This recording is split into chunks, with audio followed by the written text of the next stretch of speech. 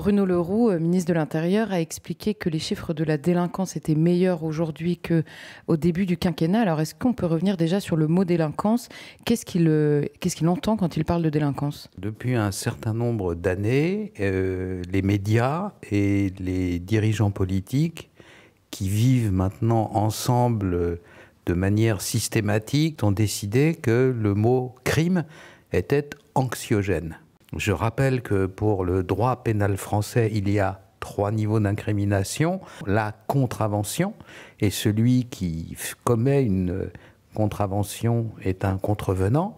Les délits, et celui qui commet un délit est un délinquant. Et le crime, et celui qui commet un crime est un criminel. Et que bien entendu, qualifier un braqueur de banque de délinquant, c'est dire à une personne qui a un cancer terminal qu'elle a un panari, quoi. C'est ce niveau d'honnêteté et de justesse. De même qu'il n'y a plus de brigands, il n'y a plus de terroristes, il n'y a plus de criminels, il n'y a plus même de malfaiteurs, il y a des personnes. Nous avons arrêté 2 personnes, et ces personnes étaient des jeunes. Alors les jeunes, les personnes, les jeunes. Donc petit à petit, le vocabulaire disparaît derrière des mots doucereux, des mots qui ne veulent plus rien dire et qui sont destinés à calmer et à endormir la population pour éviter de lui révéler le niveau de criminalisation dans lequel ce pays est plongé. Et alors, après la question des mots vient celle des chiffres. Bruno Le Roux dit que les chiffres sont meilleurs aujourd'hui qu'au début du quinquennat. Qu'est-ce qu'il en est réellement? Il y a une manipulation.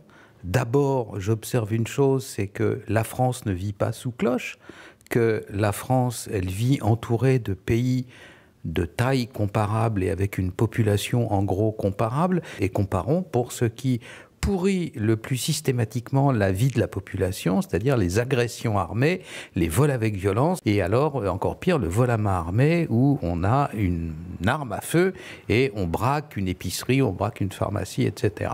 Cela recouvre 2 catégories qu'on appelle vol avec violence et vol avec à main armée. Prenons maintenant les statistiques de l'Union européenne. Alors, vous avez une catégorie dans l'Union européenne qu'on appelle en anglais « robberies ». Ça recouvre vol à main armée plus vol avec violence. La France, dans les années 2012, 2013, 2014, c'est en permanence de 130 000 à 140 000 par an. Et quand nous prenons les pays voisins, l'Allemagne et l'Italie, l'Espagne est déjà moins peuplée, eh bien, on découvre qu'en moyenne, chaque année, les robberies se situent entre 55 et 60 000, c'est-à-dire moins de la moitié. Et puis, deuxièmement, depuis 3 ans, on nous dit que le nombre de vols à main armée en France a baissé. C'est invraisemblable. Il n'y a pas de jour, il n'y a pas d'heure sans lesquelles on vous annonce, dans tous les petits journaux de province, nous on a une base de données, on récolte, et puis on nous apprend que la pharmacie en question, X ou Y, dans une petite ville a été braquée et que c'est la 3e fois en 6 mois, que le café a été braqué et que c'est la 3e fois en 2 ans, etc., etc. Donc je ne vois pas comment ce déluge, ce tsunami d'informations sur des vols à main armée commis au quotidien partout en France, même dans les plus petits villages, désormais, comment ça peut aboutir à une baisse du nombre de vols à main armée. Mais il y a aussi l'Observatoire national de la délinquance, toujours la délinquance, et des réponses pénales, qui est un service rattaché à l'Institut des hautes études de la sécurité intérieure.